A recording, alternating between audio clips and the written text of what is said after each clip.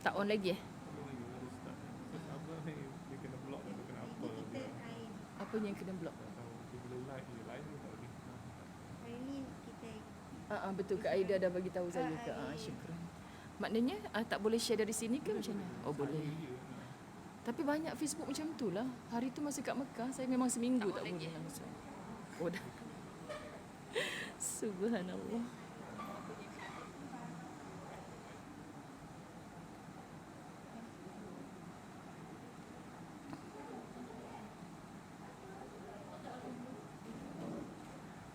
Masa kat Mekah saya memang, tapi banyak Facebook macam tu lah. Hari tu masa kat Mekah saya memang seminggu lagi.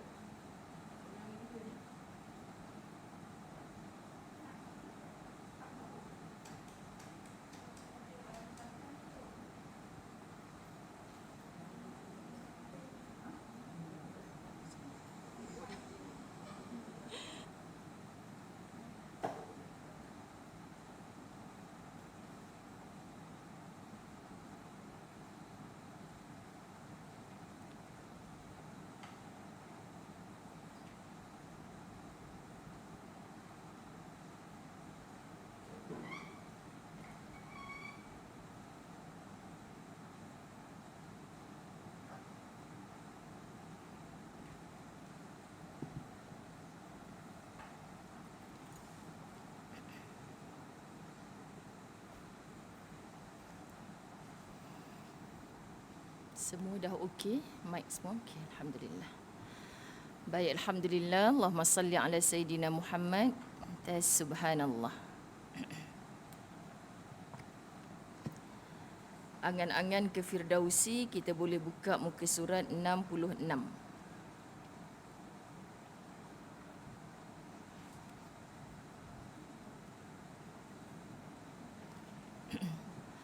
Baik, alhamdulillah, sama-sama kita mulakan dengan Ummul Kitab Al-Fatihah.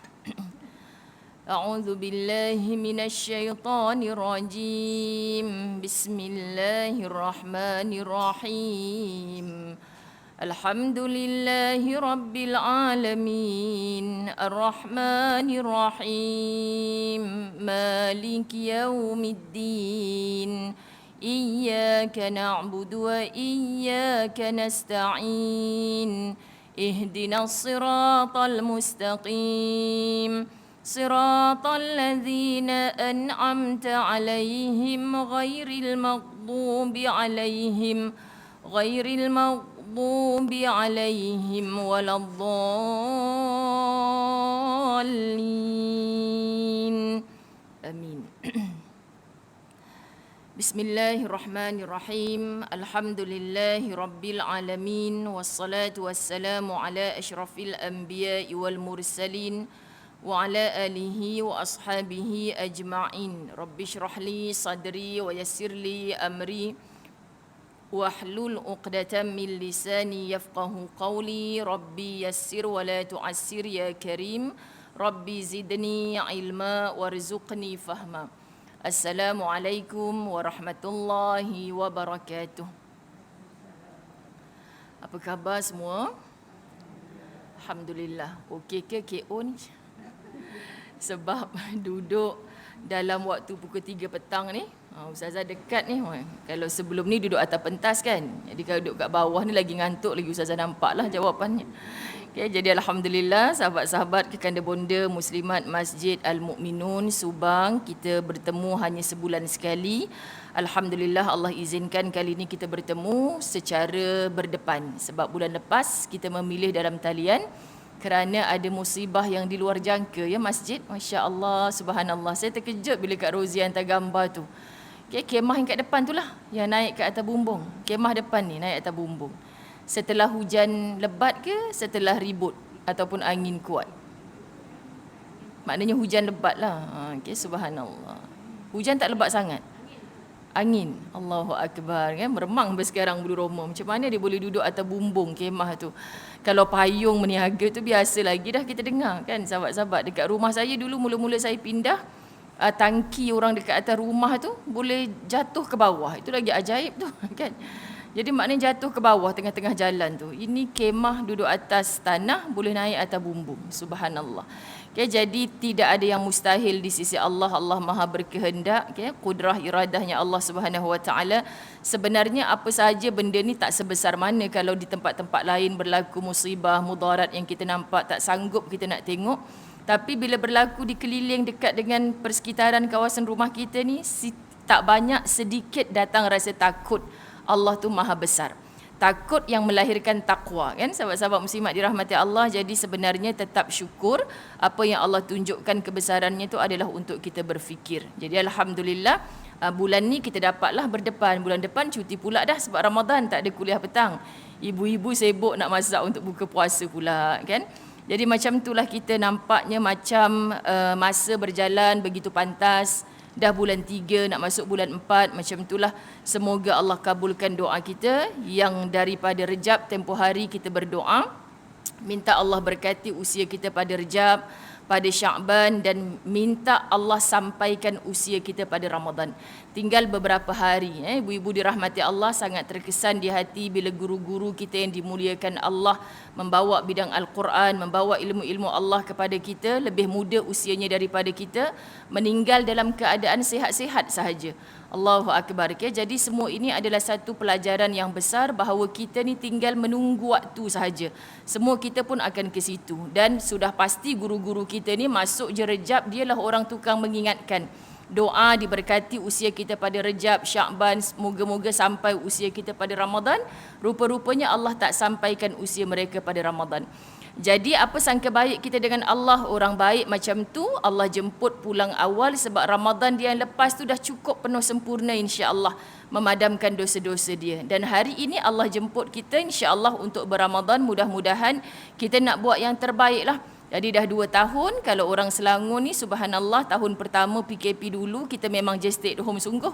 Alhamdulillah suami kita dah boleh jadi imam tarawih, hatta baca khutbah di pagi raya, kan. Kemudian tahun lepas kita buat 24 malam sahaja di masjid surau tarawih. Itu pun ada masjid yang buat jadual. Malam pertama ni lorong A dan lorong B saja datang surau. Macam-macam kaedah lah JK surau masjid, pening kepala nak susun. Sebab dalam keadaan patuh SOP, kan. Tapi malam ke-25 pengerusi surau saya dengan air mata jatuh. Esok malam kita tak boleh dah sembahyang dekat masjid lagi sebab kes masa tu mencanak naik sehingga menyebabkan kita tak dapat saling ziarah menziarah pada hari raya yang lepas. Jadi semoga tahun ini Allah izinkan kita menurut tempat-tempat lain yang kabarnya soft dah boleh dirapat-rapatkan, sahabat-sahabat. Dan kemarin ketika saya ditakdirkan oleh Allah Subhanahu Wa Taala berkat doa kekanda bonda semua, saya berkumpul dengan ramai-ramai asatizah yang lain. Dan waktu makan tu berkebetulan saya duduk dengan seorang doktor, kan. Jadi ada seoranglah sahabat tanya, "Doktor, nak tanya soalan cepuk emas sikit, rasa-rasa COVID ni bila nak berakhir?" Saya tengok muka doktor tu, saya tak payah jawab lah doktor, saya dah ada jawapan dah. Maknanya doktor kata jangan tanya bila nak habis, dia akan duduk dengan kita. Tak ada tarikh sampai bilanya. Semua kita tak tahu, dulu macam itulah, denggi, virus-virus yang lain macam itulah. Jadi sampai sekarang dia ada, maka COVID ni pun macam tu. Jadi ibu-ibu dirahmati Allah, tolong sebar-sebarkan, jangan takut nak datang masjid surau, jangan takut nak penuhkan masjid surau sebab dia akan berada dengan kita, maka kita jaga diri kita. Saya balik daripada umrah bawa 138 orang jemaah. Alhamdulillah tu sebab apa? Sebab 88 orang positif COVID, kan. Tapi jangan takutlah sebab semua sihat walafiat. Sihat walafiat, siap boleh gurau-gurau lagi dalam grup. Biasalah, kami balik Malaysia tiba-tiba sahabat-sahabat dirahmati Allah, mereka kata, "Ustazah, baru 2 minggu duduk Mekah, janganlah act sangat." Rupanya mereka gurau dengan Ustazah, "Kami kat Malaysia sekarang positif ni dah biasa Ustazah. Kalau tak positif tu pelik." Oh, kemain sombong orang Malaysia. Jadi maknanya sahabat-sahabat semua sihat, batuk-batuk biasa tu, dulu-dulu balik umrah pun macam tu. Tapi jaga diri, dah tahu ada gejala, jangan keluar, jangan bertemu sebab kita tak tahu siapa orang yang kita jumpa tu. Maka kita jaga diri kita dengan niat untuk mantap ibadah kepada Allah. Moga Allah lindungi kita daripada perkara-perkara yang mudarat. Sebab bahayanya tetap ada, mudaratnya tetap ada. Tapi sebelum kita bertawakal, berusaha dulu. Okay? Saya kempen ni berhari-hari sebab tak ada program-program Ihya Ramadan macam dulu. Tak ada program-program ahlan wa sahlan Ramadan, di ambang Ramadan, tak ada. Jadi nak kuliah-kuliah dekat-dekat nak Ramadan ni saya kena selit. Sebab saya sangat takut ibu-ibu dirahmati Allah, yang saya takut 2 tahun kita menjerit-jerit bila masjid nak buka, tapi Ramadan tahun ini soft kita sangat kurang. Sedangkan kita minta lama dah, tolonglah buka masjid, surau kami nak tarawih sampai ke akhir. Tapi bila dah peluang ada, kita tak datang. Majlis-majlis ilmu dah buka secara hadir, kita beralasan. Tolonglah kan, sebab Allah tengok usaha kita. Allah tengok usaha kita. Okay, jaga diri. Saya tadi pun dalam grup muslimat surau saya dah sebut dah, ni nak kumpul nama-nama tadarus, kita buat di surau dah, boleh dah, jangan takut nak masuk nama. Tapi ingat ya, kekanda bonda, jiran-jiranku sayang yang bergejala, tolonglah jangan datang. Kita jaga diri kita, sebab mungkin ada orang yang sensitif ni. Okay, mask jangan lupa pakai, macam tu je lah. Okay, moga Allah bagi izin untuk pemimpin kita dengan tenang berfikir, supaya kita boleh rapatkan soft dengan niat kita tak nak jarak-jarak lagi dah. Sebab hati kita perlu bersatu demi Islam yang tercinta, insya-Allah. Okay, jadi mudah-mudahan sahabat-sahabat muslimin muslimat dirahmati Allah yang mendengar, tolong sebar-sebarkan. Sebab Ramadan kita tinggal menghitung dengan jari sahaja. Okay, tak sabar, sebab Ramadan ni bagi orang beriman syok sungguh kita nak berdepan dengan dia. Macam orang duk tunggu sale kat Shopee, sebut pula Shopee ni kan. Maknanya tunggu. Bila 4 hari bulan 4, 5 hari bulan 5. Saya duk ingat dulu apa benda dia pun duk iklan-iklan 4. Rupanya tarikh tu memang gila-gila punya offer. Ini Ramadan, siapa yang tak rebut, minta maaf sebut memang gila. Sebab apa? Sebab Allah bagi sangat tinggi. Sedekah sekali, sahabat datang melangkah ke masjid surau, subhanallah, duduk iktikaf di dalamnya, baca Al-Quran, tolong jangan kurang, bahkan lebih. Jadi minta kesihatan yang baik. Semoga dengan sihat ini kita boleh mantapkan ibadah. Walaupun kaki dah mula lemah, walaupun tubuh dah makin uzur ya ibu-ibu dirahmati Allah, tapi kalau dalaman kita bersemangat, kita pelik. Alhamdulillah Ustazah, boleh juga acik khatam sebulan Ramadan ni Quran. Boleh dengan majlis ilmu tadabbur Quran, alhamdulillah. Tak sangka boleh kuat kerana kita nak. Bila kita nak, insya-Allah Allah bagi. Nak yang sungguh-sungguh. Okay? Jangan takut dengan makhluk lain, sebab Allah Maha melindungi, Maha Al-Hafiz, Maha Al-Jabbar, Maha Al-Qahar, semuanya Allah. Okay? Jadi jangan kau datang masjid tu kan kalau mati kerana COVID, kan jangan. Itu 2 tahun lepas lah, sebelum kita ada perlindungan, ada ubat-ubatan. Sekarang ni dah macam-macam dah, insya-Allah. Boleh ya ibu-ibu dirahmati Allah. Kesianlah masjid surau kita, tengok macam ni banyak lagi tempat kosong. Mai yang datang tu sahabat-sahabat dirahmati Allah, boleh duduk 1 orang 3 kerusi. Macam kami kan balik daripada umrah hari tu, Ustazah kami dapat business class. What? Kau bayar lebih ke? Tak ada pun Ustaz dalam senarai. Tak Ustazah, sebab balik kami duduk belakang ni kosong. 1 orang ada 3 seat kosong. Kami angkat boleh tidur, business class kan main. Ni kat sini pun majlis ilmu sekarang dah banyak business class. Kan? Banyak sangat kosong. Alah Ustazah, online je lah Ustazah. Tak salah. Bagi yang berhalangan, bagi yang jauh. Tapi yang dekat tolonglah datang. Okay? Sahabat-sahabat, sebab pahalanya tu sudah pasti tak sama. Okay? Sudah pasti tak sama. Baik, kita nak kembalikan balik ke seronokan kita dalam majlis ilmu, walaupun belum boleh berdekap-dekapan macam dulu, sebab kita nak rumah Allah di atas muka bumi Allah ni diimarahkan, insya-Allah. Baik, muka surat 66, kitab buku yang Ustazah Zai tulis, itulah dia Angan-Angan ke Firdausi, sampai kepada bab sayangi adik-beradik. Yang mendengar hari ini mungkin adik-beradiknya 3, 4, 5, tinggal acik seorang-seorang di atas dunia ni Ustazah. Adik-beradik semua dah meninggal. Ada sahabat-sahabat dirahmati Allah. Ada yang mendengar ni adik-beradiknya 12 orang, tapi seorang entah ke mana bawa diri. Akhirnya Ustazah tak tahulah, kami ni dah macam tak ada adik-beradik dah. Kan sebab apa? Sebab lepas mak ayah meninggal, hari tu duk gaduh tanah rumah peninggalan mak ayah. Berlaku sahabat-sahabat. Semoga tajuk hari ini insya-Allah menjentik hati kita dan mengembalikan kita pada bulan Ramadan. Penuhkan jiwa dengan kasih sayang. Tolong jangan gairah nak berhari raya sangat, tapi sebelum Ramadan hubungi orang-orang yang kita sayang. Hadiahkan walau 1 kotak kurma, kan? Letakkan sampul-sampul raya, sebab kita tahu raya tu sebulan lagi. Tapi dengan duit sebelum Ramadan kita hulur pada mereka, boleh beli belanja untuk berbuka puasa dan sebagainya. Lebih-lebih lagi adik-beradik yang diuji dengan pendapatannya kurang, sebab pandemik ni. Kita cari kesempatan nak sambut Ramadan ni sungguh-sungguh. Yang dulu terpisah-pisah, cantumkan semula. Apatah lagi sudah tidak ada halangan untuk merentas negeri dan sebagainya. Mungkin hujung minggu ni kita balik pakat-pakat adik-beradik, bersihkan kubur mak ayah supaya Ramadan nanti insya-Allah nampak kemas, nampak cantik. Okay, tapi kalau kita tak merancang semua tu memang sampai bila-bila lah. Sahabat-sahabat muslimin muslimat, Allah tahu kita cuba. Kalau kita dah cuba ajak adik-beradik, jom kita berkumpul bersihkan kubur mak ayah kita contoh. Daripada 8 orang tu 3 orang je yang datang. Itu tanda Allah izin mana? 3 orang tu tak apalah. Kerana apa? Kerana itu yang mahu. Yang tak mahu kita doakan lagi. Mungkin bukan tahun ni tapi tahun depan. Jangan ada yang putus hubungan silaturahim, tolong. Sebab kita nak masuk ke syurga Allah, Allah cek ada tak hubungan silaturahim yang terputus. Kalau terputus silaturahim, la yadkhulul jannah, tak layak kamu untuk masuk ke syurga Allah. Jadi tajuk besarnya saya letak sayangi adik-beradik. Tajuk kecilnya air dicincang takkan putus. Ni ibu-ibu saya faham sangatlah maksud air dicincang takkan putus. Masa kecil-kecil dulu belajar bahasa Melayu, cikgu cakap nganga je tak tahu air dicincang takkan putus. Rupanya kalau kita duduk kan, tengok air terjun, kemudian sungai, pi ambil pisau ke apa, kita letakkan kat situ. Kan kita tengok putus tak air tu? Tak putus, sahabat-sahabat dirahmati Allah. Kita nak begitulah hubungan adik-beradik. Ini silaturahim. Saya dengan Kak Rozi bukan hubungan silaturahim kalau ikut fahaman maksud yang sebenar. Saya dengan Kak Rozi mencantum ukhuwah, dengan ibu-ibu semua mencantum ukhuwah. Tapi silaturahim ni daripada rahim yang sama. Mak kita lahirkan kita, benih ayah kita yang jadi darah daging kita dengan izin Allah. Jadi maksud yang tak masuk syurga tu ada ulama bahas kalau putus hubungan adik-beradik. Habis tu Ustazah yang putus dengan rakan Facebook tu, kan sibuk sungguh dia. Ada orang unfriend saya Ustazah, berdosa kan, dia putuskan silaturahim. Ya Allah, terasa hati sungguh orang unfriend dia.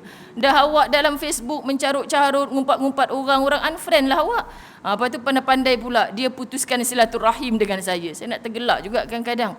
Dengan adik-beradik putus silaturahim, gaduh harta mak ayah, dia tak gaduh pula. Kan itulah silaturahim yang sebenarnya. Baik, membaca buku Angan-Angan ke Firdausi. Mengajar diri ini betapa pentingnya menjaga hubungan sesama adik-beradik. Mereka adalah darah daging kita. Allahumma salli ala Sayyidina Muhammad. Live kita putus ke Haji? Okey. Subhanallah, sekejap sebab tadi nampak rancak kawan-kawan kita ni. Dia kadang-kadang dia boleh hilang. Pagi tadi saya punya live pun ada gangguan sikit. Okey lagi. Allahumma salli ala Muhammad. Mengajar diri ini betapa pentingnya menjaga hubungan sesama adik-beradik. Mereka adalah darah daging kita. So adik-beradik inilah yang silaturahim tadi. Satu rahim dikandung oleh ibu kita 9 bulan 10 hari, tak ada pilih kasih sama sekali. Sama kecuali Allah berkehendak. Oh, yang ni keluar awal ni Ustazah, yang ni terlebih 15 hari ni Ustazah, lahir-lahir dah ada gigi ni Ustazah, macam-macam cerita mak-mak kita kan. Tapi itulah darah daging kita. Berkongsi rahim ibu, dibesarkan ayah dengan titisan keringat yang sama. Cara didik dan tarbiyahnya adalah serupa. Punya rasa dan firasat yang sama dalam meneruskan kehidupan. Ini adik-beradik, sahabat-sahabat. Macam mana terpisah-pisah, hari ini dia akan terkenang juga. Dulu saling suap menyuap, dulu gaduh-gaduh macam mana pun nanti berpeluk balik. Kita tidur satu selimut, kita share satu bantal, kita share satu pinggan, kita rindu suasana tu. Kenapa bila dah tua-tua hanya kerana merebutkan harta, hanya kerana kita tak seronok dia berpasangan dengan orang yang kita tak suka, akhirnya kita sanggup putuskan silaturahim adik-beradik kita. Maka sewajarnya lah sebelum merapati semua orang, rapati adik-beradik. Kerana benarlah kata pepatah Melayu, air dicincang takkan putus. Ada orang yang dengan orang lain cukup baik, dengan adik-beradik tak baik. Sahabat-sahabat dirahmati Allah. Kan salah dia lah Ustazah, saya nak cuba baik dengan dia, tapi dia tak nak baik dengan saya. Ya, kalau itu salah dia, kita jangan tambah-tambah buat salah. Kita dekati dia, walaupun kita tidak menghampiri dia secara jasad, mungkin kalau dengan jasad bergaduhnya lebih. Jadi tak apa kita jauh sedikit. Tu sebab dulu mak saya selalu cakap, tak apa kalau jumpa sekali-sekala, tapi sekali jumpa tu penuh dengan kasih sayang. Macam masa PKP, berapa bulan kita tak balik kampung, hatta ada yang setahun. Lepas tu antara suara yang saya dengar, sahabat-sahabat muslimat, seronoklah Ustazah balik kampung kali ni. Kenapa seronok sangat Kak? Sebab dah lama tak jumpa kan. Jadi bila jumpa tu kami saling cerita yang baik-baik je. Kalau selalu jumpa Ustazah, pagi jumpa, petang jumpa, mak mentua di ngumpat, biras di ngumpat, semua di ngumpat. Jadi dah lama tak jumpa, bila jumpa tu cerita saya belajar online dengan ustaz ni sepanjang PKP. Saya kata nampak tak Allah cetuskan hikmah di situ, cuma kita tak perasan. Jadi bila jarang-jarang jumpa ni sahabat, tengok anak kita balik asrama. Adik-beradik dia kecil hati. Dia kata, Ustazah mentang-mentang lah akak-akak sulung saya tu duduk asrama, bila dia balik mesti mak tanya, nak makan apa long? Mak masak. Kita yang hari-hari ni langsung tak tanya. Kan kecil hati. Sahabat-sahabat dirahmati Allah. Rupanya Allahumma salli ala Sayyidina Muhammad tak mesti selalu berjumpa. Tapi di hati sentiasa ada rasa. Nak mendoakan, mengingatkan. Kalau kita tak boleh dengan jasad, kita boleh video call, kita boleh tanya khabar. Sekarang canggih, semua keluarga rasanya ada WhatsApp dalam family group. Betul kan? Kita boleh bertanya khabar masing-masing. Allahu Akbar. Baik, ingat balik bahawa buku ini saya tulis berdasarkan cerita seorang Kak Long yang meninggal dunia asbab kren tumbang di Mekah pada tahun 2015. Kan kadang-kadang kena ingatkan balik, mana buku angan-angan ke Firdausi ni. Kan asbab itulah cerita dia tu saya tulis buku ni. Almarhumah yang mulia ini amat dirindui oleh adik-beradiknya. Kerana kata mereka, Kak Long adalah seorang kakak yang baik dan sangat prihatin. Tidak pernah adik-beradiknya berlalu sayu bila mendatanginya meminta nasihat atas pelbagai permasalahan. Bila adik-beradik susah, mesti cari Kak Long, cari Kak Long. Dan adik-beradik kata tak pernah balik dengan tangan kosong. Kalau tak dibantu dari segi keuangan, pertolongan apa, mesti ada nasihat kebaikan dari Kak Long. Tak pernah Kak Long bercakap perkara yang tak baik kepada adik-adiknya. Ilmu agama dan kesabaran Kak Long sudah cukup menenangkan hati dan perasaan bila mereka menjadikan Kak Long tempat meluah rasa. Dulu kan pernah ada satu bab tentang ibu bapa yang mana Kak Long selalu cakap pada adik-adik, jangan cerita susah kita kepada mak ayah. Kesian mak ayah dah lama susah daripada mengandungkan kita, melahirkan kita, membesarkan kita. Sekarang dah tua-tua ni kita ada susah sikit-sikit, ceritalah Kak Long cuba bantu. Jangan terus cerita kat mak tu ada duit simpanan sikit nak pergi haji. Dengar kita susah dia keluarkan semua. Tu mak, patutnya kita jangan buat macam tu. Kan ni nasihat Kak Long pada dia dalam bab ibu bapa hari tu. Jadi Kak Long suka adik-adiknya berkongsi cerita dengan dia. Kata Kak Long, bila apa saja nasihat, perkataan yang sentiasa di bibir Kak Long, Allah kan ada. Adik-adiknya kata cukup melembutkan hati, nak marah tak jadi marah. Itulah bahasa mulia yang tak pernah lekang di bibir arwah. Yang kita sebut sahabat-sahabat dirahmati Allah, kisah beliau melalui buku Bidadari di Pintu Firdausi. Subhanallah, sahabat-sahabat dirahmati Allah, sangat menjadikan kita seorang wanita yang belajar untuk memburu kematian husnul khatimah. Allahu Akbar. Kebergantungannya kepada Allah sangat luar biasa. Dia yakin Allah Subhanahu wa taala adalah satu-satunya tempat mengadu dan bermunajat. Carilah Tuhan, pasti jiwamu akan tenang. Saya dah cerita dalam bab sebelumnya yang suaminya bercerita tiap malam kadang-kadang kerap terjaga sebab terdengar sedu-sedan dia menangis dalam sujudnya. Bila suami tanya ada masalah ke, kenapa tak nak share dengan abang? Alhamdulillah bang, tak ada masalah apa. Maknanya dia hanya nak bercerita dengan Tuhannya. Nak mengadu dengan Tuhannya, nak meratap rintih memohon ampun dari Tuhannya. Dan kerap kali juga kawan-kawan di sekolah sebab dia guru, bila membaca sahabat-sahabat dirahmati Allah kisah beliau ni, kawan-kawan kata tak tengok waktu rehat pagi dia tak ada. Pergi mana? Rupanya dekat surau. Rupanya dia buat solat duha. Dan kawan-kawan saja suka mendekati dia. Apa doa yang dia baca? Bila baca doa mesti menangis. Sampai kawan ada yang suka duduk sebelah dia, aminkan aja. Aminkan doa orang yang kelihatan bersungguh-sungguh ni indah. Saya teringat sahabat Ustazah Hafizah Musa pernah bercerita sahabat, dekat Mekah masa tu depan Kaabah, dia nampak wanita, wanita Turki ke Pakistan gitulah kan, wanita-wanita macam tu. Kita maksud dia nak cerita tu, kita tak faham pun bahasa dia apa.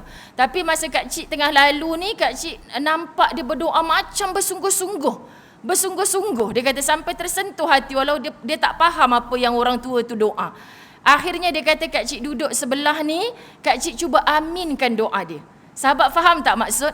Bila kita nampak orang berdoa macam sungguh-sungguh, mungkin dia berdoa untuk keluarga dia, untuk umat Nabi sallallahu alaihi wasallam, tak salah untuk kita aminkan. Sebab kita tahu dia sedang menikmati lazatnya berbicara dengan Tuhannya. Jadi sahabat-sahabat, ada kawan-kawan dekat sekolah bila waktu duha, almarhumah ni dia berdoa dalam solat duhanya, duduk sebelah tu, dia mengaminkan doa dia. Sebab doa dia tu selalu kelihatan macam khusyuk. Cuba tanya bila kita berdoa macam mana. Kita berdoa macam mana ibu-ibu dirahmati Allah? Kita berdoa juga, tapi ya Allah tak potong kuku hari Jumaat semalam, hari Sabtu dah ni. Kita berdoa macam tu. Kita berdoa lah, lupa pula nak tutup kipas hujung tu tadi. Kita sedang Rabbana atina fid dunya hasanah wa fil akhirati hasanah wa qina azabannar, tapi seperti tak takut dengan neraka tu. Maka dia hanya sepertinya membaca skrip dalam doa. Faham Dia tak sama sahabat-sahabat, dia tak menghayati doa tu. Sebab itu doa tak mesti dalam bahasa Arab. Kalau kita mampu tiru doanya Nabi yang Nabi ajar, kita hafal doa-doa yang Nabi ajar, itu bagus, itu doa yang terbaik. Tapi kena cuba faham, kenapa Nabi suruh baca doa ni? Tapi kalau kita tak faham doa tu, lebih baik kita berdoa apa yang kita faham, apa yang kita nak, apa yang kita sendiri nak cakap dengan Allah. Sebab bila solat jemaah, kita duduk belakang imam, kita hanya aminkan doa imam. Kadang kita tak faham pun apa yang imam nak. Sebab tu kadang-kadang ustaz-ustaz bergurau, hati-hati bila suami duk amin, suruh amin kat belakang tu. Kan rupanya sejak dia duk ulang alik umrah ni dah pandai cakap Arab. Dia cakap Arab tu, dia cakap kan, ya Allah lembutkanlah hati yang belakang ni, suruh yes bila aku nak kahwin satu lagi. Orang belakang tu amin kan. Memanglah makbul dia kata kan. Ustazah dengar ceramah tu sakit hati kan. Macam tu sakit hati sahabat-sahabat. Ustazah pun sakit hati juga. Kan baru ni dalam hari anugerah tokoh dai wanita tu, sahabat-sahabat dirahmati Allah, ada orang tanya soalan cepu emas gitu. Kan pergi dekat IG para ustazah semua tak pernah jawab. Dia kata, saya nak tanya pasal poligami dalam Islam tu. Dia terkejut. Awak dia ni dia open sangat macam ni kan. Jadi stuck kan, sebab tanya orang tak jawab. Jadi kita memang kena jawab apa yang Allah suruh jawab. Apa jawapan dia? Quran membolehkan siapa kita untuk tidak membolehkan. Pagi tadi saya sempat lagi baca satu messenger, orang muda pula yang tanya, kalaulah poligami tu dibolehkan, kenapa orang kahwin dekat Thailand senyap-senyap? Budak ni orang tak kahwin lagi tu sahabat-sahabat kan. Tak kahwin lagi, dia tanya. Jadi pernikahan itu disuruh sebarkan. Kalau kamu bertemu dengan yang tak menyebarkan, dia bukan takutkan Tuhan, tapi dia takutkan bini tua. Sekian dimaklumkan. Macam itulah. Jadi sahabat-sahabat dirahmati Allah, kita nak sebut macam mana kan? Sebab inilah hakikat. Dia tanya, tadi saya dengar ceramah ustazah, maknanya budak ni bagus. Dia orang muda tapi dia dengar ceramah.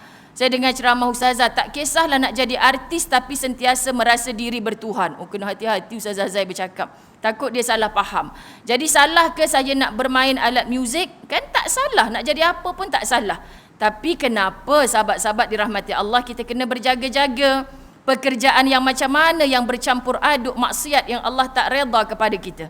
Kalau kita kata kita minat kerja tu, okey, minat dulu ke? Tanya Tuhan dulu. Tuhan suka tak kalau nantinya akhirnya dengan minat aku ni aku bekerja sekian-sekian menyebabkan orang lain suka nak tengok, nak tonton, bercampur lelaki perempuan, pakaiannya yang Allah tak redha, Allah suka tak? Bila dapat jawapan, akal kita ni berfungsi. Tak perlu jadi ustaz-ustazah pun, akal kita boleh jawab. Macam mana Allah nak redha kalau bercampur lelaki perempuan? Sahabat-sahabat dirahmati Allah, kalau dengan hiburan itu makin menjauhkan diri dengan Tuhan. Ada hiburan yang Allah bagi, tapi pastikan hiburan itu kita dengar, jatuh air mata insaf. Kita dengar muzik-muziknya sahabat-sahabat dirahmati Allah menundukkan hati kita. Ada hiburan dalam Islam. Bahkan Nabi suruh bertanya kepada Aisyah, wahai Aisyah, kau pergi mana? Aku meraihkan seorang puteri, kan hari pernikahannya. Apa yang dilakukan pada hari tak ada apa-apa ya Rasulullah? Kenapa tak menabuh rebana? Maknanya hari pernikahan tu wajib untuk diraihkan. Tapi perempuan dengan perempuan lah. Sahabat-sahabat dirahmati Allah. Maknanya tidak ada percampuran di situ. Allahu Akbar. Jadi bukan Allah kata tak boleh terus. Jadi sebelum kita memilih, kita tanya, Allah redha tak apa yang kita buat? Jadi liku-liku ini sahabat, kalau kita nak jawab soalan level orang tua lain, level budak muda lain. Jadi dia tak faham lagi tentang perkahwinan dan sebagainya. Jadi bila kita jawab macam tu, okey ustazah saya faham. Panjang-panjang sangat pun dia bukan faham sangat. Jadi kita nak cerita, jangan sama sekali salahkan Islam.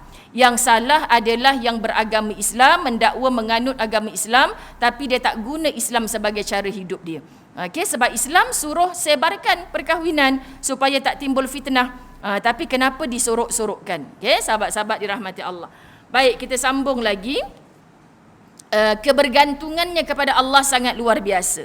Dia yakin Allah Subhanahu Wa Taala adalah satu-satunya tempat mengadu dan bermunajat. Ini arwah.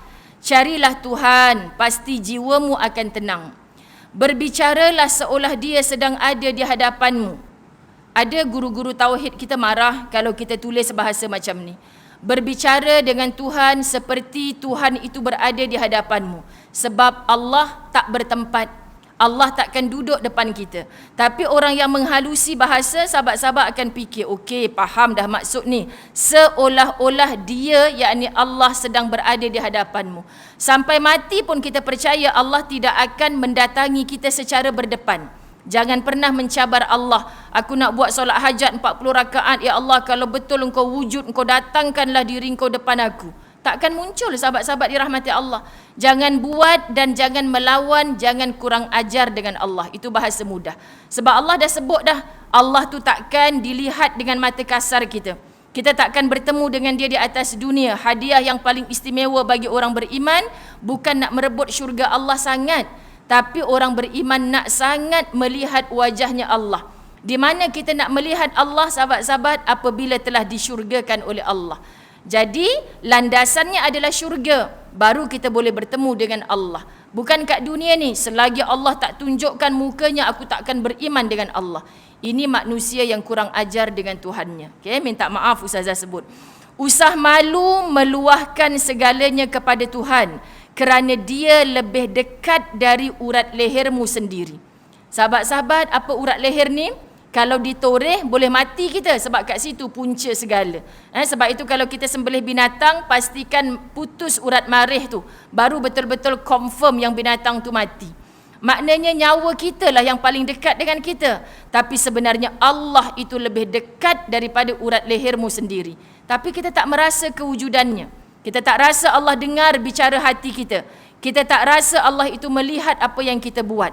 Saat kita di depan orang, di khalayak, dipertontonkan di media sosial, kita nak tunjuk baik saja. Tapi saat kita berseorangan lah, tak apalah, bukan ada orang tahu pun, bukan ada orang tahu pun. Maka kita buat dosa tanpa malu dengan Allah. Sedangkan Allah itu sentiasa wujud. Allahu Akbar. Adik-beradik, terkadang memang ada yang menyakitkan. Ibu-ibu dirahmati Allah, adik-beradik terkadang memang ada yang menyakitkan. Lagi-lagi kalau ada yang sudah berumah tangga dan beranak pinak. Ni mesti ramai yang mengiyakan. Dulu kan Ustazah, abang saya tu okey sebelum kahwin. Adik saya tu bagus sebelum kahwin. Tapi dah kahwin ni, dah beranak pinak ni, dimanjakan anak dia sangat. Itulah akhirnya dia jadi macam tu. Ramai yang mengadu sahabat-sahabat. Sebab tu saya boleh tulis dalam buku ni.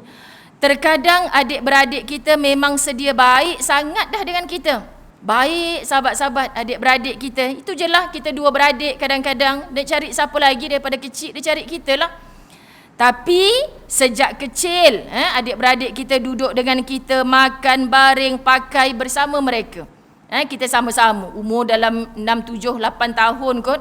Kan sahabat-sahabat minta maaf cakap lah, mandi pun sama-sama, pakai baju sama-sama. Kau tengok aku punya, aku tengok engkau punya, sama je.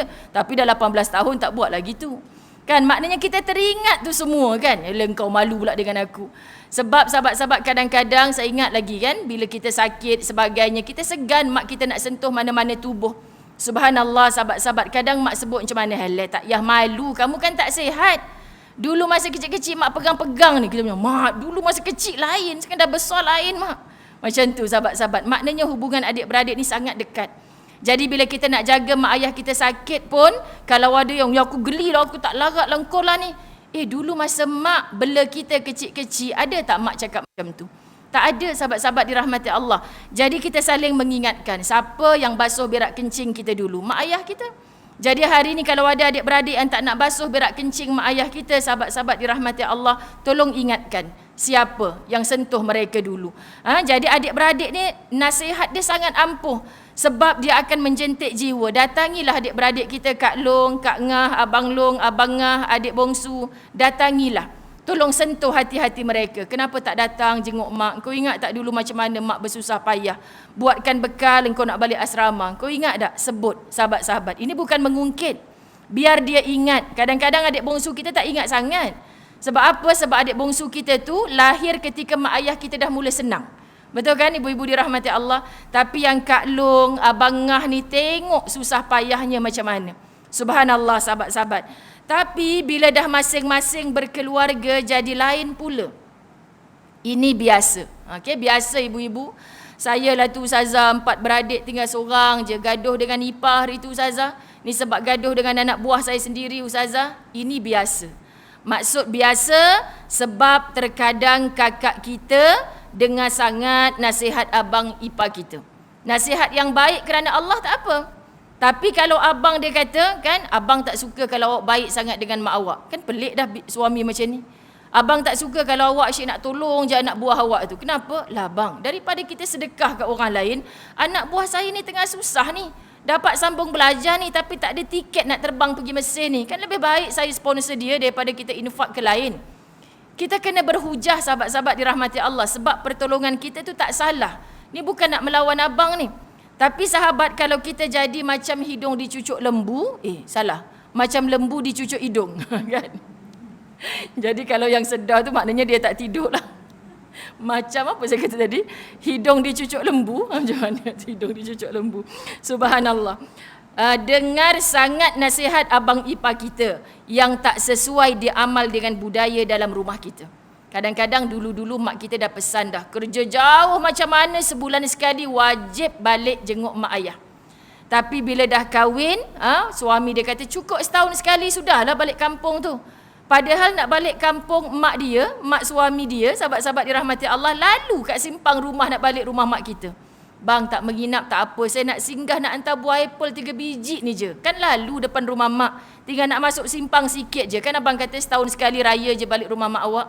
Kita ikut, kita diam, tak nasihat, tak bagi tahu sahabat-sahabat. Sedangkan Allah tak suruh kita macam tu pun. Allahu Akbar. Saya hari ni dapat satu naskah buku yang diterbitkan oleh PTS Publication, tulisan Ustaz Zulkhairi yang bersama-sama dengan Ustazah, sahabat-sahabat dirahmati Allah. Alhamdulillah, ada satu hadis sahih yang dibahas tentang wanita ke lelaki yang ramai dalam syurga Allah. Wanita ke lelaki yang ramai dihumban dalam neraka Allah. Ini kita bahas dalam satu live hari itu. Subhanallah sahabat-sahabat dirahmati Allah, kadang-kadang kita salah faham. Kan kita dok kata, Ustazah betul kan kalau kita ni jadi isteri macam mana pun kena ikut je suami. Ikut je suami. Dan kalau suami tak bagi kita balik rumah mak ayah kita, kita tak boleh balik kan sebenarnya. Sahabat-sahabat dirahmati Allah, berpada-pada dalam kita belajar, dalam kita memahami, bukan ikut saja. Sebab itulah peranan rumah tangga ni sahabat-sahabat untuk menari bersama. Jangan tinggalkan dia menari seorang-seorang, akhirnya pincang irama dan lagu. Maksudnya apa? Mungkin dia tak ada pendidikan yang macam tu. Kalau mak saya dulu bang, kalau namanya mak ayah orang tua ni, kita kena pergi ziarah. Kalau yang dekat seminggu sekali, tiap hari lagi bagus. Yang jauh setahun sekali tu pun dah okey dah. Tapi ni apa cerita 4 tahun, 5 tahun dah kita tak balik rumah mak ni. Subhanallah sahabat, saya sayang abang kerana Allah. Kita nak jumpa lagi dalam syurga Allah. Tu mak abang tu bukan siapa-siapa. Abang tak boleh lupa apa yang mak dah buat ke abang. Kalau Kak Long tu buat semua betul, abang semua salah. Jadi rupanya suami kita merajuk dengan mak dia. Apa peranan kita sebagai isteri? Cantumkan semula. Ini peranan isteri. Tapi kalau jadi isteri yang yes, bagus juga dapat laki gaduh dengan mak dia ni, supaya dia balik rumah mak aku selalu. Itulah. Tapi nak jadi wanita solehah, kesian. Subhanallah sahabat-sahabat. Sebab itu seorang wanita solehah insya-Allah mampu mensolehkan seorang suami. Tetapi sahabat-sahabat dirahmati Allah, lelaki soleh kalau hanya sibuk sujud kepada Tuhannya, sahabat-sahabat dirahmati Allah, tapi isterinya keluar berpoya-poya, buka aurat, dia tak pernah tegur kerana dia takut dibulat matakan oleh isterinya. Contoh kan, Ustazah saya kan suka bulat mata. Kan subhanallah sahabat-sahabat dirahmati Allah. Jadi maknanya dia nak sebutkan apa, takut dengan isterinya nak tegur. Tak boleh Ustazah, kalau tegur suruh pakai tudung tu dia marah saya balik. Suami itulah dia namanya dayus. Subhanallah sahabat-sahabat. Bukan dayus tu tolong angkat kain petang-petang, bukan. Orang Melayu faham macam tu. Tu dayus lah tu, tolong bini mop lantai apa, dayus lah tu. Sianlah orang Melayu kita ni. Dayus tu sebenarnya kat mana sahabat-sahabat dirahmati Allah? Isteri dan anaknya tak mengikut perintah agama, dibiarkan saja. Anak kata tak apa, papa I sporting, memang tak pernah tegur. You all boleh datang rumah study sama-sama. Budak lelaki datang kongsi bilik sama-sama. 15 tahun, 17 tahun kita jangan fikir tak berlaku apa-apa. Boleh berlaku macam-macam. Nanti yang menyesal adalah kita. Tegur sebab kamu adalah ketua keluarga. Sahabat-sahabat dirahmati Allah. Terkadang adik kita melebihkan mertua berbanding ibu dan ayah kita. Semua ini bisa menyakitkan. Betul kan ibu-ibu yang pangkat mak-mak saya ni, Allah ustazah, betul belaka dah ustazah. Dulu dia okey dengan mak kita, tapi sekarang ni lebihkan mak mentua dia pula. Masya Allah. Bila banyak sakitnya, bagaimana kita nak menuju syurga Allah? Okay, syurga itu penuh dengan kebahagiaan. Hendak masuk ke dalamnya harus merasa bahagia atas dunia ini terlebih dahulu. Barulah nanti nikmat bahagia di syurga benar-benar menjadi milik kita. Maknanya sahabat-sahabat, hari ini kita tengok kakak kita sakit hati sebab terlebih baik dengan abang ipar kita. Adik kita terlebih baik dengan mak mentua dia. Akhirnya mak kita dibiarkan. Tolong ubah sakit itu segera. Jangan biarkan ia berlarutan. Rawat dia dengan ilmu yang kita ada. Orang macam ni kalau kita menjauh lagi parah nanti ni. Kan kita nasihat dia. Kak Long tengok kat Facebook engkau akan main lagi balik rumah mak mentua tiap-tiap minggu. Bagus, tak salah. Itu mak suami kamu, bagus. Tapi mak kita tengah tak sihat ni. Datanglah ziarah. Bagi tahu jangan ada niat sindir menyindir. Tapi niat kita sayang dia. Macam mana sahabat-sahabat kalau mak kita hari-hari duk sebut rindu dekat anak ni, rindu ke anak ni. Nasib baik mak kita tak ada Facebook. Kalau mak kita ada Facebook, nampak tiap-tiap minggu balik rumah mak mentua dia. Hari ni dunia makin cacah marbah sebab mak-mak dah pandai main Facebook. Betul tak ibu-ibu dirahmati Allah? Ustazah pergi holiday, rupanya ustazah singgah rumah kita pun tidak. Dia tidur kat hotel tu lalu simpang rumah saya ni ustazah. Sampai hati dia tak singgah rumah saya. Allahu Akbar. Saya sayu hatilah bila ibu-ibu sebut macam ni, sahabat-sahabat. Hati saya kata nasib baik mak mentua aku dengan arwah mak aku dulu tak ada Facebook kan. Kalau ada Facebook dia tahu Ustazah Zai pergi mana. Kau ceramah kat masjid tu kenapa tak balik? Ya Allah bang, jangan ajar mak Facebook bang. Masa itulah sebab mak meninggal sebelum PKP. Tapi kalau PKP sahabat-sahabat memang kena belajar Facebook jugalah. Jadi hari ni lagi cacah marbah, terasa hati hanya tengok media sosial. Jadi peranan kita anak yang baik ni taklah mak, dia bagi tahu dah tapi mak lupa kot. InsyaAllah mak minggu depan giliran balik pula. Kita ni kan macam mana nak corner cerita. Ni aku dah cakap kat mak minggu depan kau mesti balik. Kau boleh tak boleh kau mesti balik. Aku dah cover kau cukup-cukup dah ni. Sebab aku tak naklah khabar kat engkau. Kau tahulah mulut mak kita tu macam mana. Sebelum mak sumpah kau jadi katak kau, baik kau balik. Cakap terang-terang je sahabat-sahabat. Sebab kita dengar kan mak kita, ya Allah ibu macam mana marah dengan anak, jangan keluarlah perkataan-perkataan macam tu. Contoh kita duduk dengan mak kita. Kita tahu ramai anak-anak mengadu dengan ustazah. Mengadu dengan ustazah, sahabat-sahabat. Ustazah macam mana mak saya ni mulut, ya Allah. Dia duk kutuk menantu ni, dia kutuk anak ni. Kan tak baik ustazah mak macam ni. Habis tu apa yang kamu nasihat dah tak larat nak nasihat. Sahabat-sahabat dirahmati Allah sampai tua mulut macam tu. Kenapa ya? Saya tak faham lah. Sebab tu kita yang faham perangai mak kita cepat kona. Kan aku ni tak nak engkau ni jadi katak sungguh. Semalam aku dengar dia baru sebut kataknya belum lagi tu. Baik engkau balik cepat minggu ni. Kan sahabat-sahabat adik kita dah menggigil tubuh. Mak macam nak cakap katak ke? Jadi engkau balik minggu ni. Okey long aku balik. Makasih ingatkan aku. Kan walaupun dalam gurau-gurau dengan adik-beradik ni tak boleh serius sangat sahabat-sahabat. Serius kan dia berasa hati. Berasa hati tu maksudnya dia tak berasa hati dah kenal perangai kita, pasangan dia. Kenapa kakak awak tu mulut bising sangat tu? Suami dia pula. Jadi kita bercakap dengan orang tua, dengan adik-beradik, dengan orang muda kena beza cara. Okey, sahabat-sahabat dirahmati Allah, sebab kita nak baikkan. Ingat matlamat kita hidup atas dunia ni untuk islah, silah, cantumkan. Jangan kita jadi Kak Long yang jumpa adik ni kau tahu tak mak sebenarnya tak suka kat kau. Mak marah dekat laki kau. Jangan jadi batu api walaupun kita tahu cerita yang sebenar. Tolong ibu-ibu, dengan mulut kita akhirnya adik-beradik makin jauh. Jadilah dengan mulut kita akhirnya adik yang bercerai-berai, adik-beradik bercerai-berai boleh bercantum semula. Boleh ya ibu-ibu dirahmati Allah, tukar cara kita bercakap. Bukan kita orang muda lagi yang nak menjerit-jerit, menengking-nengking sahabat-sahabat. Lagi kalau dah tua, dah jadi mak mertua bagaikan tak payah tengking-tengking sangat. Kang baru nak tengking bertempik kang habis sakit jantung pula, bawa pergi hospital, innalillahi wa inna ilaihi rajiun. Apa punca mati dia nak tengking menantu ustazah, ya Allah buruk benar cara kematian tu. Biarlah mati kerana apa ni? Kerana tengah mengaji ustazah, bulan Ramadan pula, subhanallah. Macam Datuk Khalid Isa kita kan, ustaz, subhanallah, saya terasa sungguh sahabat-sahabat dirahmati Allah tak rapat. Tapi cara matinya subhanallah 15 Syakban, hari Jumaat, lepas balik solat fardu Jumaat. Bayangkan hatinya tu sayu nak meninggalkan Rasulullah. Semua kita macam tu kalau daripada Madinah ke Mekah. Hati sayu nak berpisah dengan jasad Rasulullah. Tapi kena bergerak ke Mekah, melambai-lambai dah Baitullah. Malam ni nak selesaikan umrah. Jadi dia bergegas daripada masjid solat Jumaat, pergi dekat hotel sampai depan pintu lift, rebah terus meninggal. Mutawif tu. Saya duk tak habis sembang dengan ustaz. Ya Allah bang, abang duk sebut duk doa nak mati Mekah Madinah, mati Mekah Madinah, sahabat-sahabat dirahmati Allah. Tapi tengok sahabat kita ni, kita tak tahu doa dia apa. Sebab dia pergi sihat-sihat je. Dan anak-anak buahnya, sahabat-sahabat pergi Mekah hari itu tanpa mutawifnya.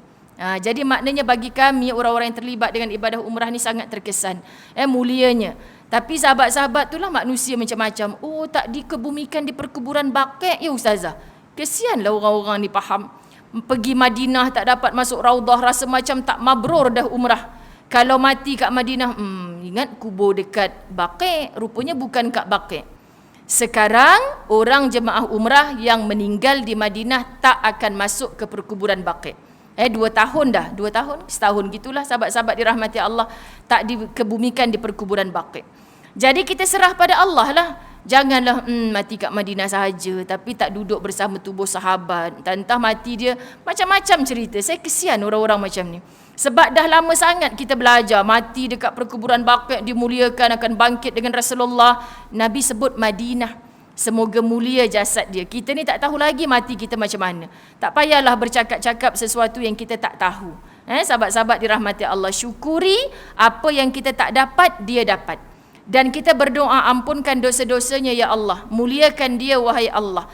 Sebab apa sahabat-sahabat dirahmati Allah? Sebab meninggalnya di bumi yang mulia. Apa buruknya yang kita tahu, moga Allah hapuskan, bukan untuk kita cerita-ceritakan kepada orang lain. Ini kalau kita mendengar kematian. Sebab tu orang Melayu diajar. Semalam kuliah saya di Masjid Tamantar, tengah kuliah dipanggil untuk siapa-siapa nak solat jenazah, sila, ada jenazah. Masya Allah, jadi kami berhenti sekejap kuliah. Sebab ruang solat jenazah tu sebelah je kan. Jadi kami pergilah, siapa yang ada wuduk pergi. Habis je doa tu, adakah mayat ini baik kan? Kita jawab baik, sahabat-sahabat dirahmati Allah. Salah ke imam tu nak sebut macam tu? Tak salah pun.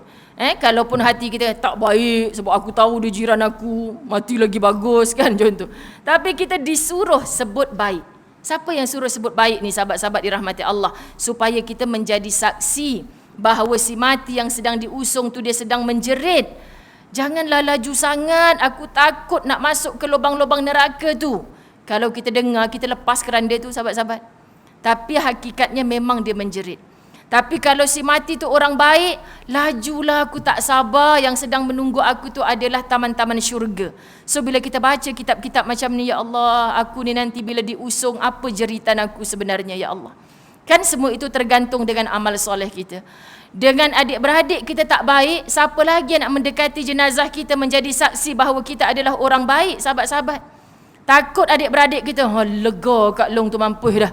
Na'udzubillah min zalik. Jangan sampai macam tu, sahabat-sahabat. Apatah lagi anak dengan ibu ayahnya. Saya sejak bapa saya meninggal, lega ustazah, astagfirullahalazim. Mana apa macam ni? Kan sebab asal buka mulut je panah baran, tengking-tengking isteri dengan anak-anak. Saya rimas dengan perangai bapa saya macam tu. Rugilah. Sebab itu Nabi SAW hidupnya disayang, matinya dikenang. Kerana apa sahabat-sahabat dirahmati Allah? Kerana akhlaknya yang mulia. Kita tak mampu sehebat Nabi, tapi kita nak tiru sikit-sikit akhlaknya Nabi SAW. Kita ambil lagi. Melalui angan-angan ke Firdausi. Oh petang ni tapi ramai orang menonton hari ni. Kalau orang dalam talian tak tidur, sahabat-sahabat dirahmati Allah yang hadir, jangan jatuh kitab. Kalau jatuh kitab tu maknanya tidur lah tu. Bahaya ni kalau jatuh kitab. Melalui angan-angan ke Firdausi ini, bila mana kita berasa dan terasa dimainkan oleh adik-beradik. Biasa juga ni terasa ustazah dimainkan. Ingatkan orang jauh yang menganiaya kita, rupanya adik-beradik sendiri, Masya Allah. Dizalimi oleh mereka, tetaplah balas dengan kebaikan, ya Allah. Kelihatannya seperti amalan para malaikat. Kau ingat aku malaikat, orang buat jahat nak kena balas baik. Allah, bukan nak suruh jadi malaikat, suruh contohi Rasulullah. Sebab contohnya dah ada, sahabat-sahabat dirahmati Allah. Subhanallah, terpaksa buat baik kepada orang yang menyakitkan. Bukan. Itu cara Ustazah Zai menulis. Sebab tu kawan-kawan saya yang tulis tesis keluar universiti, aku baca dah buku kau ni. Ni tak layak masuk universiti. Memanglah, siapa suruh layak masuk universiti? Tak layak. Ini mokcik-mokcik punya bahasa je ni, sahabat-sahabat. Okay? Sebab apa? Sebab masa tu awal PKP kan, apa aku nak buat ni? Godek-godek laptop. Oh, saya menulis dulu rupanya tahun 2015 lepas baca buku tu. Melah print lah bagi cantik. Kan tak sangkalah pula. Alhamdulillah ramai yang dapat manfaat daripadanya. Ini adalah contoh tauladan dan adab yang diajarkan oleh baginda Nabi SAW kekasih Tuhan. Dan fasa tahun kedua PKP ni, Ustazah Zai mulakan pengajian kitab Latahzan. Sahabat-sahabat tak layak pun nama sebut mengajar, sebab sebenarnya saya sama-sama belajar. Kita belajar sesuatu baru-baru ni. Bersyukurlah bila anda dizalimi. Kita macam stres je bila jumpa ayat macam tu kan, sahabat-sahabat. Bersyukurlah bila anda dizalimi. Sebab orang yang dizalimi tu diperhatikan oleh Allah. Diangkat doa-doanya oleh Allah, sahabat-sahabat. Jadi, kalau kita jadi orang yang dizalimi, masih patut untuk disyukuri. Jangan, kata kitab Latahzan, kita jadi orang yang menzalimi. Faham ya? Bila kita jadi orang yang menzalimi, Allah akan tinggalkan kita. Allah takkan rahmati kita sebab kamu sedang bermaksiat dengan Allah. Allah tak bagi kita zalim pada orang. Jadi kalau kita rasa napa ustazah, saya buat baik pun orang tak nampak kebaikan saya, bahkan dia aniaya saya. Subhanallah, sebelum kita mengongoi-ngongoi, itu bahasa semalam saya jumpa. Semalam kan sahabat Latahzan, ada lepas Latahzan tu ada seorang lelaki, katanya umur 52 tahun.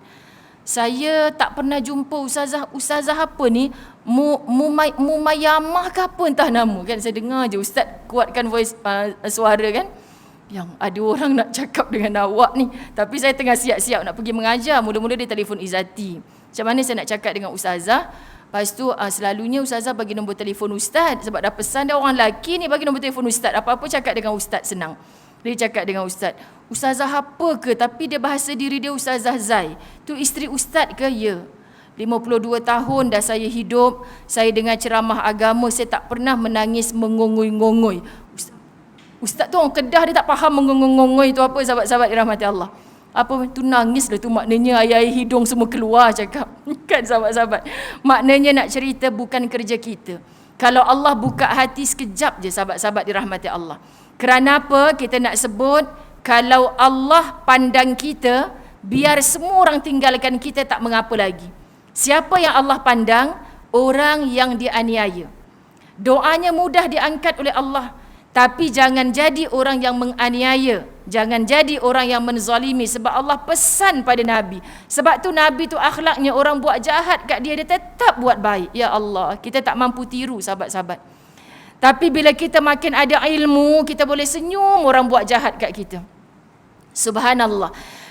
Orang pula datang, aku tak faham kau ni dah macam malaikat dah. Bukan malaikat. Malaikat tak ada nafsu sama sekali. Kita nak tiru Rasulullah, itu jawapan dia.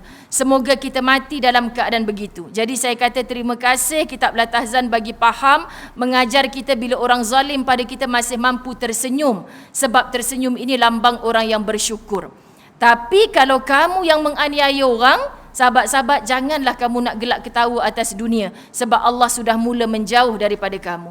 Jadi kamu kaya raya, nampak senang macam mana, kamu takkan tenang bila Allah menjauh daripada kamu. Faham ya sahabat-sahabat? Bukankah itu satu perawat jiwa bagi yang orang rasa orang semua nak aniaya saya ustazah? Okey? Baik sahabat-sahabat dirahmati Allah, masa kita sikit lagi, kita habiskan muka surat ni saja.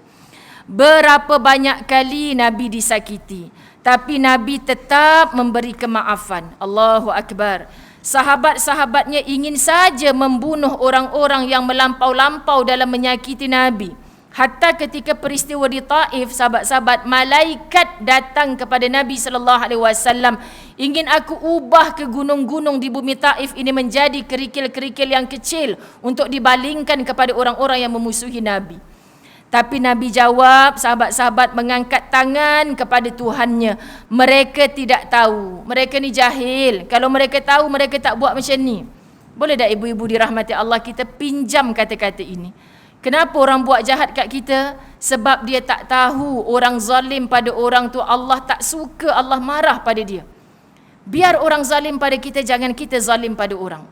Maka sahabat-sahabat, inilah rahsia para sahabat radhiyallahu anhum yang meniru akhlaknya Nabi sallallahu alaihi wasallam. Orang Yahudi buat jahat macam mana pada depa pun depa masih boleh senyum. Subhanallah. Jadi kita jiran tetangga, saudara jauh, saudara dekat, adik-beradik buat aniaya pada kita, kita masih macam orang tak ada rasa apa, sahabat-sahabat. Ramadan ni petang-petang balik bazar Ramadan, hantar kuih kat jiran. Kan jiran tu pula memang tengah marah kat kita. Kita macam tak faham orang marah kat kita, hantar kuih kan. Orang tu ambil moncong muka kan. Jawab pun ikhlas tak ikhlas, tapi masa makan sedap juga kuih ni macam tu, tak guna sungguh sahabat-sahabat dirahmati Allah kan. Sebab kita macam tak faham orang duk nak buat aniaya kat kita. Jangan sampai sahabat-sahabat mudarat depan mata. Kalau kita nampak besok kau datang hantar kuih lagi, aku angkat senapang. Kan, jadi kita jangan hantar, takut kita mati depan rumah dia. Kan, selagi dia orang kata kau duk hantar kuih, kau tahu tak dia suka ngumpat engkau tu, tak apalah, dah jiran sebelah rumah. Kan, aku nak bagi siapa lagi, adik-beradik aku jauh. Kan, aku nak bagi tahu Allah tiap-tiap hari Ramadan aku nak bagi jamuan orang berbuka puasa. Biar seketul kuih pun tak apa. Bila lalu kuih tu dekat tekak, air yang aku bagi ni lalu kat tekak, aku dapat pahala sama macam pahala dia berpuasa. Ya Allah sahabat, jangan ada hari tanpa sedekah. Kalau kita tak boleh masak-masak sedap-sedap, bawa makanan yang banyak kat surau masjid, cukuplah jiran-jiran terhampir. Cukup halo adik-beradik, cuba datang rumah Mak Long kejap ni. Kamu kan grab food, takkan dengan Mak Long pun nak charge ni. Kan, pergi hantar dekat rumah adik-beradik Mak Long ni. Kan sahabat-sahabat, untung-untung kita bagilah anak buah kita tu. Ni nasi ayam, peha dengan tight ni awak punya. Sebab awak tukang hantar. Jadi anak-anak buah pun suka kat kita. Subhanallah sahabat-sahabat dirahmati Allah. Perkara ni kadang-kadang kita tak terfikir. Dan orang bila kita hadiahkan, akhirnya yang dia tak suka kat kita tu lama-lama reda. Jadi suami kita kata, awak ni tak sedar-sedar ke orang tak suka kat awak. Masih lagi nak pergi rumah adik awak tu. Dia bukannya suka sangat kat awak tu. Biarlah bang, orang tak suka. Yang penting kita buat apa yang Allah suka. Tapi jangan sindir-sindir masuk pula kat Facebook. Walaupun orang tak suka, kita tetap datang rumah dia. Kan? Lepas tu kita nampak kawan tu hantar like tapi marah. Kan sahabat-sahabat? Ini kadang-kadang pelik-pelik. Lepas tu makin gaduh. Sebab ada batu apinya yang tukang cucuk. Kau baca tak kat Facebook dia? Screenshot hantar kat kawan tu walaupun kawan tu tak ada Facebook. Ustazah Zai ni ada je, dia tahu je. Sebab orang mengadu sahabat. Saya kecil hati Ustazah baca Facebook dia lah. Ingatkan kecil hati pasal apa? Rupanya kecil hati baca Facebook. Sedih sungguh lah. Akak ni kalau tak boleh tengok Facebook, sakit hati tengok Facebook, tak payah main handphone lah. Akak main kalkulator je. Kira je gaji suami akak berapa, tiap bulan bagi akak berapa. Senang. Kan? Ustazah saya nak ngadu kat Ustazah, saya balik kena. Memang sungguh. Kalau akak tengok-tengok Facebook orang sakit hati, tak payah main handphone dah. Main kalkulator je senang. Okay, sahabat-sahabat dirahmati Allah. Tapi Nabi terus mengangkat tangan. Mereka tidak tahu ya Allah, sebab itulah mereka memperlakukan begitu kepadaku. Kasihani umat ini ya Allah.